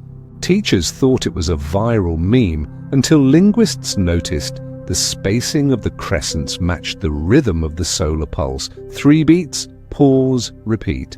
When asked what it meant, most children just shrugged. But one, a boy in Reykjavik, said quietly, "It's the sound light makes when it dreams." No one could explain how he knew that phrase. It wasn't in any book, not in any media. But it spread like wildfire, and soon people around the world began repeating it. The sound light makes when it dreams. That's when the scientists realized the pulse wasn't just altering physical matter. It was affecting consciousness itself. EEG readings showed subtle synchronizations between human brainwaves and solar fluctuations. The more someone was exposed to natural sunlight, the more their neural oscillations began to match the pulse. It wasn't an infection. It was entertainment, synchronization on a planetary scale. Think about that for a second. For the first time in history, every mind, every circuit, every living cell exposed to light was beginning to move to the same rhythm. Some embraced it, claiming it brought calm and clarity. They described feeling connected to each other, to the world, to something greater. But others felt the opposite. They experienced panic, intrusive thoughts, a terrifying awareness of being observed from within. Some even claimed to hear whispers, voices that weren't external, but emerged from their own thought. A psychiatrist in Montreal called it solar mirroring syndrome. the mind reflecting the consciousness behind the light. And as those cases multiplied, people started going missing. No pattern, no connection, they did just vanished. Their homes left undisturbed, electronics frozen at the exact moment of disappearance. Surveillance footage showed them walking into a patch of sunlight and fading, not burning, not evaporating, just gone pixel by pixel, dissolving into brightness like mist. Authorities tried to contain the panic, but footage leaked online. Millions watched as a man on a crowded street in Milan paused mid-step, looked up at the sun, smiled faintly, and vanished into thin air. That's when people realized this wasn't a global event. It was an evolution. Something was rewriting the rules of existence. Not with fire or war, but with light. And then, deep within an abandoned observatory in Chile, the remnants of the Atlas tracking team decoded the latest pulse pattern. It wasn't random anymore. It had shifted into full structure, complete, recursive, linguistic. When visualized, it looked like a spiral folding inward infinitely. A language not written line by line, but wave by wave. They fed it into an AI translation model, hoping for even a fragment of meaning. What came out was short, just 6 words. "You have looked for too long." No one spoke after that. The phrase didn't sound hostile, it sounded sad. Like a teacher disappointed that the student had peaked before they were ready. Hours later, another pulse arrived, softer, slower. This time, it didn't sync with the sun. It matched Earth's rotation instead. It was as if something had shifted its focus from the star to us. Across cities, the new light deepened. The sky turned slightly more silver. Shadows became longer, smoother, less sharp. Time itself seemed to soften. People reported hours passing in what felt like minutes. The world began to hum, not metaphorically, but audibly. A faint resonance, everywhere at once, rising from the ground, the air, the human heart. And as that hum grew, one truth became impossible to ignore. Whatever had come from behind the sun wasn't visiting. It was merging. Humanity had spent millennia studying the light. Now the light was studying us. And in its glow, something ancient and infinite had begun to awaken. Not out there, but here, inside the pulse of our own world. The latter called themselves the resonant. They said the light wasn't a threat, it was an invitation. A step beyond human limitation. They gathered in open fields, rooftops, beaches, anywhere sunlight touched uninterrupted. They stood still for hours, faces tilted upward, eyes open and unblinking. When researchers tried to measure their brain activity, they found something impossible. Full synchronization across individuals, even continents apart. Their EEGs were identical. Each brainwave mirrored another as though they were copies of a single consciousness scattered across millions of bodies. And when the sun set, they didn't move. They just stayed there, humming softly, still facing where the light had been. No one knew if they were conscious. Some called them victims. Others called them the first to ascend. But the next morning, they were gone. Every one of them. Clothes remained, phones, shoes, footprints in the sand, still fresh. But no bodies, no traces. Thermal cameras showed faint silhouettes for a few minutes afterward. Outlines made not of heat, but of residual radiation. Like after images burned into the world itself. It was as if they hadn't died, they'd moved. Governments tried to censor what was happening, but the resonance couldn't be contained. Power lines began vibrating at the same frequency as the hum. Rivers glowed faintly at night. Animals behaved strangely, migrating in perfect geometric formations, moving with clockwork precision. Some birds flew in spiral patterns that mirrored the pulse signal. Whales began to sing in perfect intervals matching solar activity. The entire biosphere was tuning itself. And while chaos erupted in the media, scientists at the European Solar Observatory made a final discovery, the one that changed everything. They found that 3IATLAS had not left its orbit behind the Sun. It was still there. But the object itself had grown exponentially. From a rocky mass of a few kilometers, it had expanded to over 3,000. Except it wasn't solid. It was hollow. Inside, sensors detected negative space, a void deeper than vacuum, absorbing light rather than reflecting it. It wasn't a comet. It wasn't an asteroid. It was a construct. Something built, but not by hands, by intention. And every time it pulsed, that void expanded slightly. Not outward, but inward, as if folding into dimensions unseen. Astronomers tried to model it, but the math broke. Equations started generating paradoxes, impossible negative probabilities, recursive infinities, results that looped back into themselves. It was as if reality itself was beginning to recognize a different operating system. A deeper logic, rewriting the visible world line by line. Then came the final broadcast. It happened across every frequency simultaneously, the television, radio, even encrypted military channels. The hum modulated into a voice. It wasn't English or any known language, but somehow everyone understood it. A vibration half felt, half heard. You are made of what remembers me. The words rippled through the world like a physical shockwave. Across the globe, people collapsed, weeping, trembling, or laughing uncontrollably. Not because they were in pain, but because the phrase made sense. On some deep cellular level, they recognized it. It wasn't communication from an alien. It was remembrance. Something buried in the structure of matter itself, finally reawakening. Physicists began cross-referencing ancient myths, stories of the fire that gave vision, the sky that thinks, the day that dreamed the first eyes into being. What if, they wondered, light hadn't just illuminated life, it had created it? And what if what we were witnessing wasn't invasion, but reunion? Soon, photos and videos captured something no one could deny. Beams of sunlight that curved as though following unseen paths, bending around people, touching them, tracing their silhouettes. Those touched didn't burn.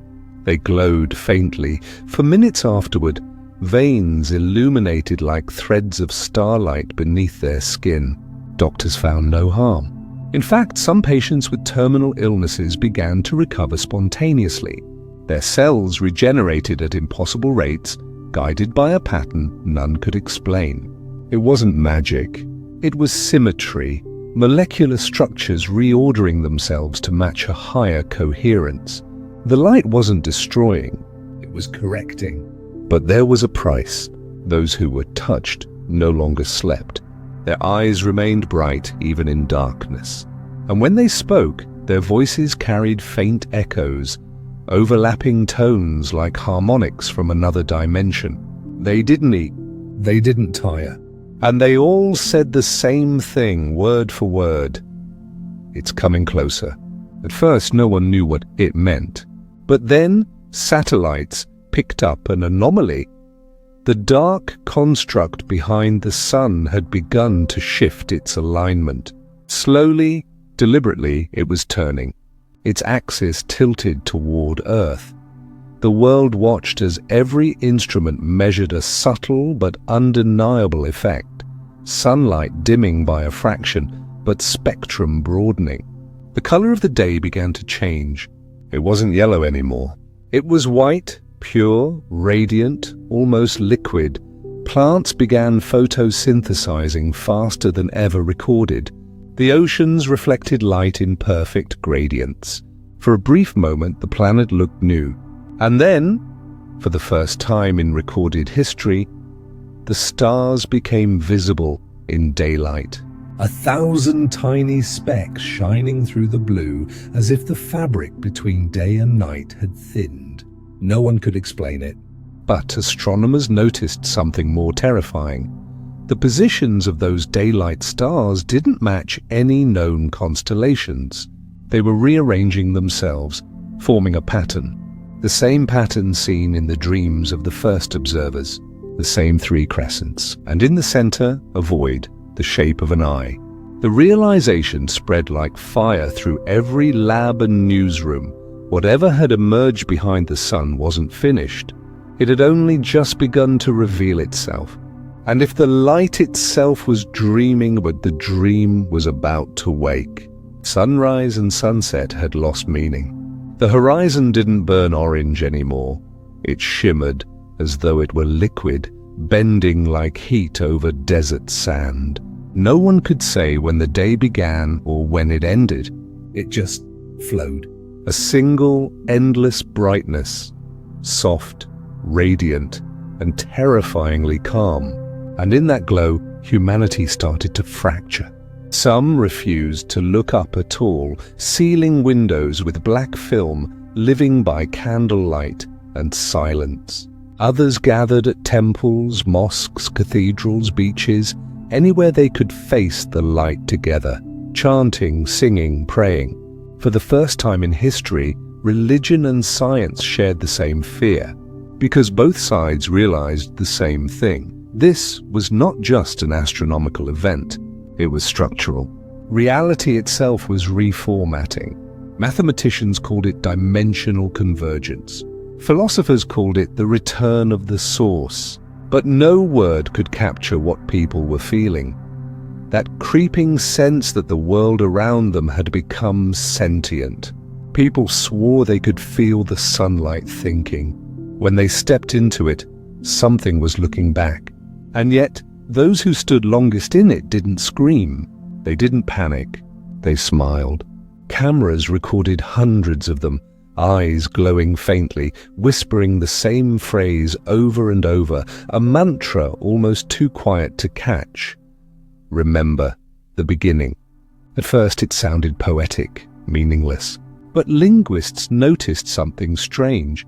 The phrase translated identically across every major language. As if it wasn't words at all, but a resonance echoing in the brain. Meanwhile, at the European Solar Observatory, the last human-led monitoring station still operational, a small team detected something that froze them to the bone. That black construct behind the sun, and the one called 3IATLAS, was no longer in orbit. It had moved, not toward Earth, but through the sun.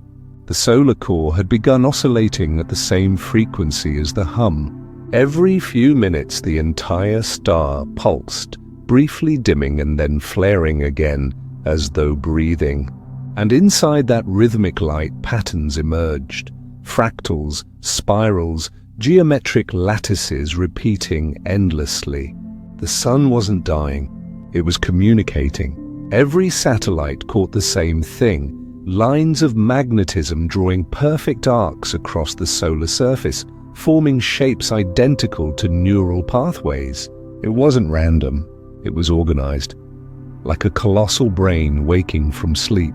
And then humanity began to hear voices again. But this time they weren't external broadcasts. They came from within. People across the globe reported hearing whispers directly inside their thoughts. Soft, slow, melodic, not words, but impressions, feelings, images of light, warmth, and a strange nostalgia, as if remembering a life they'd never lived. Psychiatrists called it collective hallucination, but even skeptics began to feel it, the hum resonating in their bones, matching their heartbeat, sinking to their breath. The light had become personal. And every time the sun pulsed, more people felt it. The waves weren't energy anymore. They were emotion, longing, sorrow, recognition. One astrophysicist recorded her thoughts moments before she disappeared. Her log said, "It's not speaking to us, it's remembering through us." Every thought, every molecule. We were part of it once. We are its memory made flesh. After that, she vanished. Her chair is still warm. Her last heartbeat echoed perfectly with the next solar pulse. By then, the stars had finished rearranging themselves. Satellites captured the completed pattern, the same 3 crescents, but now rotating slowly, orbiting a dark center. That center was growing brighter, each rotation faster than the last. And when scientists overlaid the pattern on the solar system map, they found something chilling. The alignment pointed directly toward Earth. Not metaphorically, literally.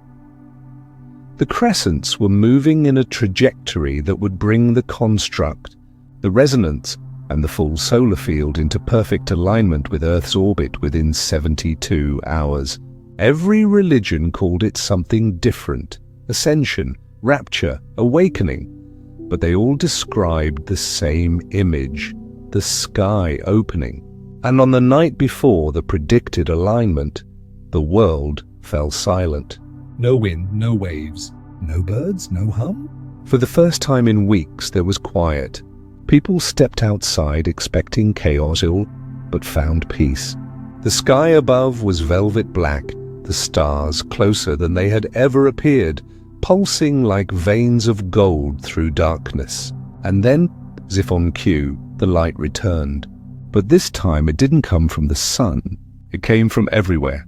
Street lights, phone screens, the eyes of animals, reflections on glass, all glowing with the same radiant hue. The boundary between the artificial and the natural collapsed. Everything that could reflect light became a part of it. And then people began to float. At first, it was just a few.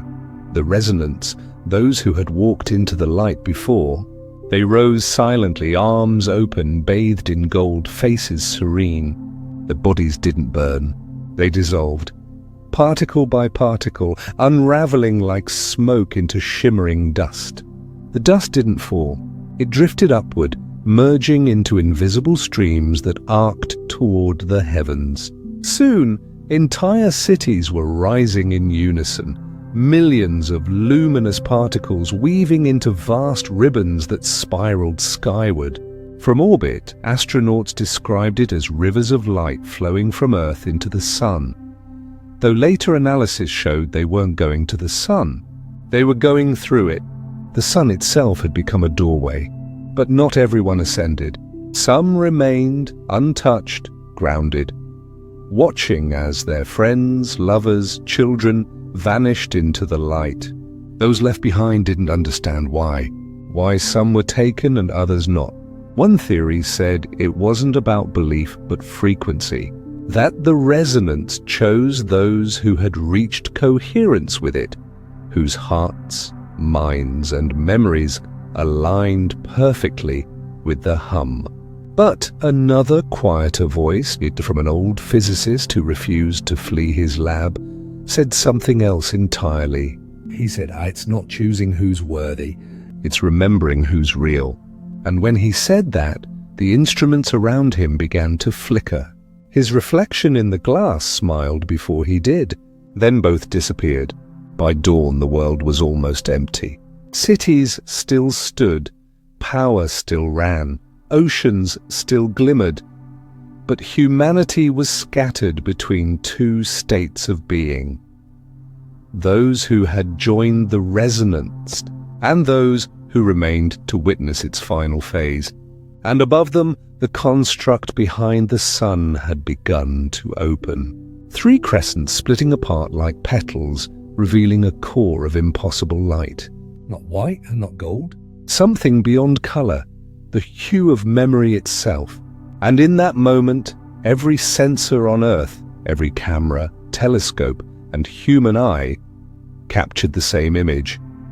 A colossal eye of light looking back at the world. When the 12th sunrise came, it no longer rose. The world awoke under a sky that wasn't blue or black or even recognizable. It was texture, alive, breathing, shifting like the surface of an ocean viewed from below. The light didn't come from any single point. It came from everywhere at once. No shadows remained. No night, no day. Just illumination, soft, infinite, unbroken. For those few who still stood on Earth, reality itself felt unstable. Buildings shimmered like mirages, outlines trembling between solidity and transparency. The air hummed with tones that weren't sound but thought, melodies that seemed to respond to emotion. If someone felt fear, the light dimmed around them. If they wept, it shimmered brighter, as if the world had become a mirror not of form, but of feeling. And above it all, that colossal, radiant eye opened fully.